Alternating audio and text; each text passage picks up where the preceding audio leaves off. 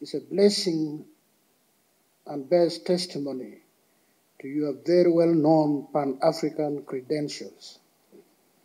I extend our cordial welcome to the Honorable Chief Justices, the heads of delegations, and esteemed participants from the Southern and Eastern African judiciaries for coming to Uganda for this conference. The Uganda judiciary has, over time, put in place both physical and functional access to justice for justice seekers. In this regard, we have significantly expanded courthouse coverage throughout the country. We have correspondingly enhanced the numbers of judicial officers and support staff. We are also vigorously embracing the use of modern technological tools of work at the courts. To complete the circuit, we are confronting the structural impediments that negate our pursuit of access to justice, to the court services. I have already said, Your Excellency, that what we are now being told as alternative dispute resolution is actually, for us, the original dispute resolution mechanism of Africa. A study that was carried out in Uganda and similar for many African countries, many African jurisdictions. A few years ago, only 5% of the discernible disputes found their ways to court of law. And then it is broken down, a tiny percentage is resolved. Yet another tiny percentage is resolved satisfactorily. Now it has climbed, as of this year, it has climbed to 10% of disputes in this country finding their ways to court of law. The question then, what happens to the 90 or the 95% of all disputes which are discernible? There could be more. There is no mayhem, there's no bloodletting, people are not pulling out machetes to cut one another. How come this is so? The answer is hidden in plain sight. That our people, our justice seekers, 95% or 90% of our justice seekers are using dispute resolution which is not adversarial. We carry it out the ADR way. In this test case, if I may be allowed to use that term, which was magical, in 1 week, the judiciary of Uganda resolved a total of 237 civil cases, out of which, and this is a rare thing, 37 cases was resolved by the Court of Appeal by mediation. Matter has been resolved at the trial court. It goes to the Court of Appeal. The parties are afforded the opportunity to speak to one another under the guidance of a mediator, and 37 cases were resolved. These cases could have been in the courts for 5 years, 6 years, 7 years, or even 10 years, but these were resolved.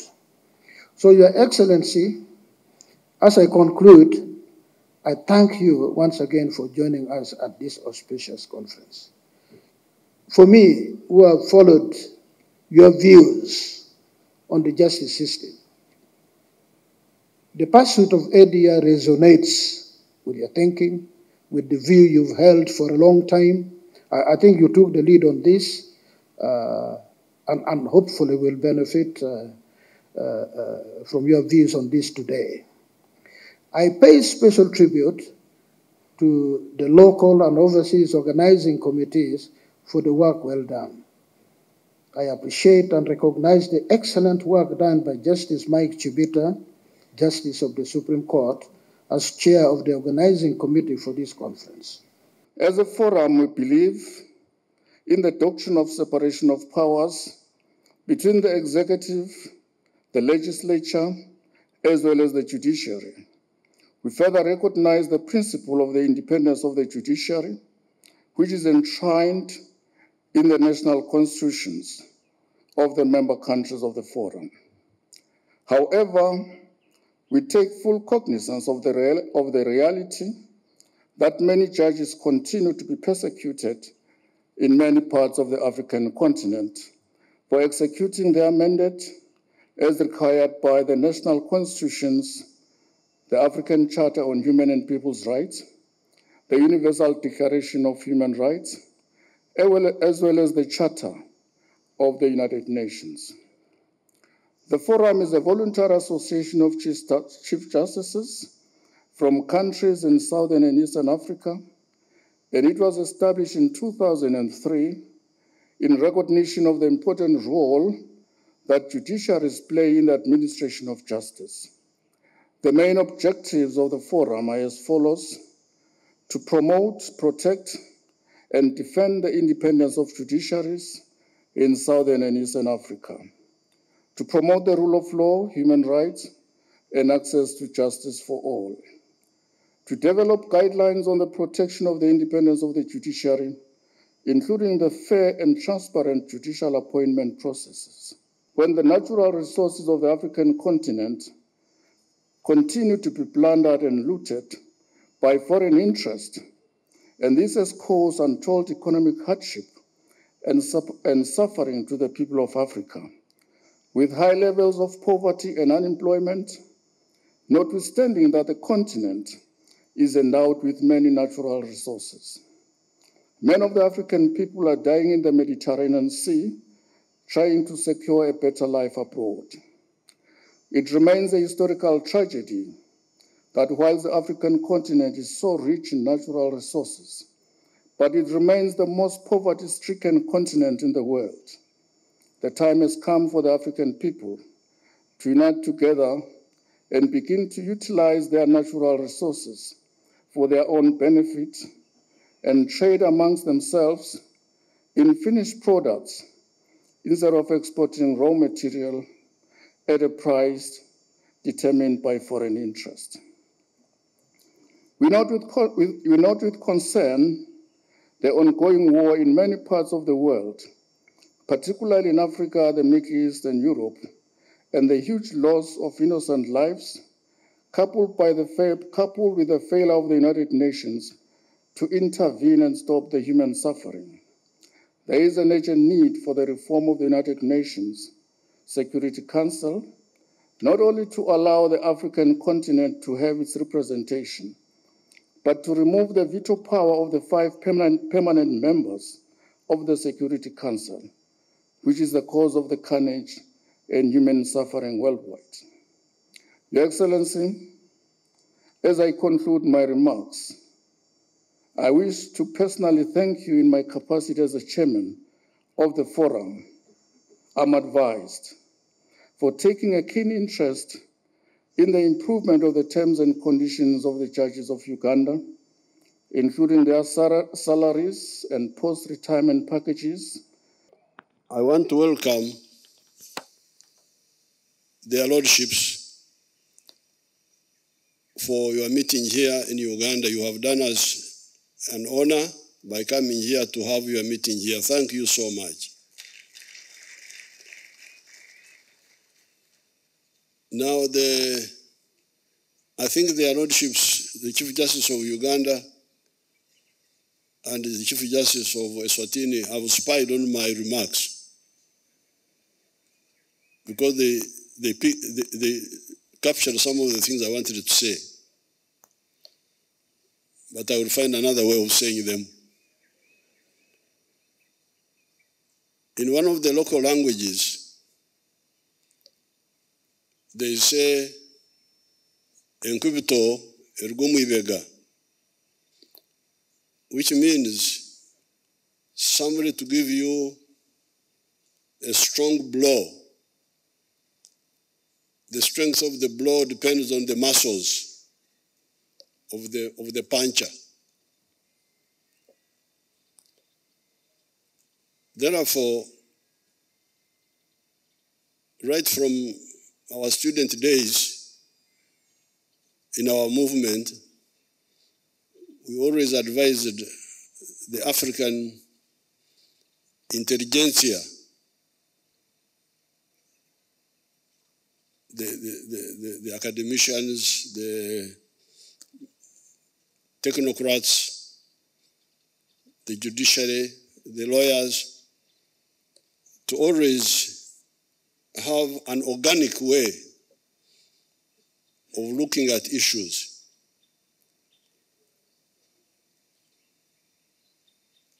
And in our view, and as the Chief Justice of Eswatini said, he actually made the same points. In our view, it is easier for justice to prevail when there are a few conditions in the society. It is easier. Number one, growth and prosperity. If the economy of the country is growing and creating prosperity, it is easier to work on the issues of justice. Yes, you can work on the issues of justice even in poverty. You can do it, but it is easier. It makes work much easier. And that's what the Chief Justice of Eswatini was saying.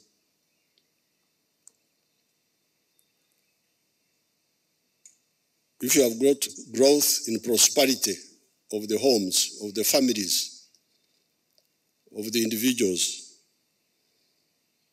then the state has financial resources. Because if the economy is growing, then the state also has got financial resources to support the judiciary. Now, prosperity will generate incomes for the families and companies and corporations. Secondly, it will improve livelihoods of people. And by livelihoods, I'm talking about better housing. If you see the housing in some of the places, it is not good at all. Better health, better nutrition, security. There's a lot of insecurity in some of the African countries now. Actually, there's like a collapse in quite a number of countries. And you can definitely trace that lack of security, to some factors, politics and so on, but also to lack of prosperity in the economy, which enables the government to have enough resources to support the army, because the army needs resources to be supported, needs money. Because some of the tensions in the societies are caused by lack of knowledge, superstition, belief in witchcraft. Why? Because the people don't have enough knowledge about science. Somebody is sick, then they think he has been bewitched. Yet it is malaria. Malaria since many years ago now, you can discover which enemies cause malaria, and you deal with it. So enlightenment also helps. Education brings enlightenment. That's why here in Uganda we have been pushing for the case of universal education. Everybody must go to school and stay there for at least 14 years so that he knows more about his body, because that education educates you more about your own body. How is your body made up? Your biology. People, uneducated people don't know the biology of their bodies. The environment around you and what is happening in the world. I am very grateful to His Lordship, the Chief Justice, and the judges of Uganda, who have now joined us in the effort of synthesis to synthesize what is good in the middle class, European middle class legal system, and what is good in our own systems. In conclusion, I would just like to emphasize 3 points. Link justice with prosperity. Like the CJ of Eswatini was saying, this export of raw materials is really, it was a historical crime by our leaders to allow this to go on for so long. Here, I have banned the export of minerals which are not processed. I banned them. Link justice with enlightenment. Because the middle class values, like respect for women and gender equality and so on, are better addressed in an educated society where people, so that's why universal education becomes very important, which all of us should support. And then finally, the need for synthesis between the bourgeois concepts of justice borrowed from Europe and the positive concepts of our traditional justice system. With these few words, it is my pleasure to do what? To open the conference. I open the conference. Second was for top management. Was the second picture for top management. They don't want to move, Today is going away already. Thanks for...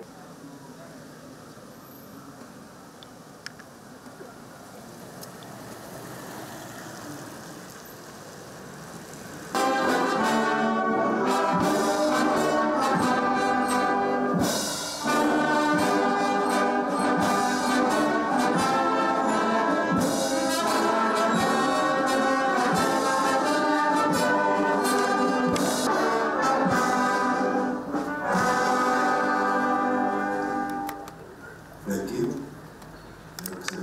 Lay the program in your hand. We pray for fruitful deliberations, and that at the end of it all, for Uganda, as our chief guest, we also pray that you continue to watch over him and guide him as he leads this country. Welcome to this our venue at Speak Resort Munono for the conference. Your Excellency the President of the Republic of the Principal Judge of Uganda, my lords, the justices and judges, the ambassadors and heads of missions, the honorable members of Parliament present, the chairperson and members of the Southern and Eastern Africa Judicial Administrators Association. Excellent ladies and gentlemen, you are most welcome to the 8th Conference of the Southern and Eastern Good People, where you will enjoy the best hospitality in the globe. I believe you have already enjoyed part of Uganda. I'm the Chief Registrar and I'm the Director of this program. Your Excellency, we have a short program this morning that is close to the Honorable the Chief Justice of Uganda. We will then hear the remarks of the Honorable the Chief Justice, the Chairperson of the forum. We have before you, Your Excellency, about 14 Chief Justices, 3 heads of delegation and a Judge President. That is the Honorable Chief Justice of the Kingdom of Eswatini, the Honorable Justice of the Honorable Chief Justice of the Republic of Botswana, the Honorable Chief Justice Terence Ranowane. You're most welcome, my Lord. We have the Chief Justice of Lesotho, the Honorable Chief Justice Sakoame. You're welcome, my Lord. Justice of the Republic of Namibia, the Honorable Justice Peter S. Sibute. You're most welcome, my Lord. Of South Sudan, Your Excellency, we have the Honorable Chief Justice Chanrek Madut. You're most welcome, my Lord. From the United, we also have, and who has just arrived and may be making her way here, the Chief Justice of Kenya, the Honorable Justice Martha Koome, the Judge President of the East African Court of Justice, the Honorable Justice Nessa Karovera. Your Excellency, those are the Chief Justices that we have, and next to him is the Principal Judge, the Honorable Justice Dr. Xavier Flavian. Your Excellency, together with the members, is Dr. Pius Bijimana, who is now the chair, and all the members. The international friends, the academia, and the media fraternity who have joined us today. The experience of our distinguished participants can be harnessed. We therefore appreciate and exchange of information and ideas on matters of the shared mission of transforming our judiciary. The pursuit of justice is a shared responsibility, one that requires enduring dialogue, mutual respect, our mindsets. The theme of this conference, enhanced access and underscores and collaborative solutions. The impediments to meaningful access to justice, the challenges ushered in by technology. I look forward to their joining this great forum as full members, so that in concert we can seek answers to the justice needs in our respective jurisdictions and build effective, accountable, and inclusive institutions at all levels. The Secretary to the Judiciary and the Chief Registrar for providing the requisite leadership for the success of this conference. Registrar, please find time to know Uganda a little bit more. We'll be very happy to know that you've not cocooned yourself to this area, but Sir Winston Churchill. I thank you all for listening to me. God bless. I now take the honor, Your Excellency, to Powers, which houses the Court of Appeal and the Supreme Court of the Republic of Uganda. The Twin Towers is a marvel, forming part of the forum. The conditions of employment for judges and other judicial officials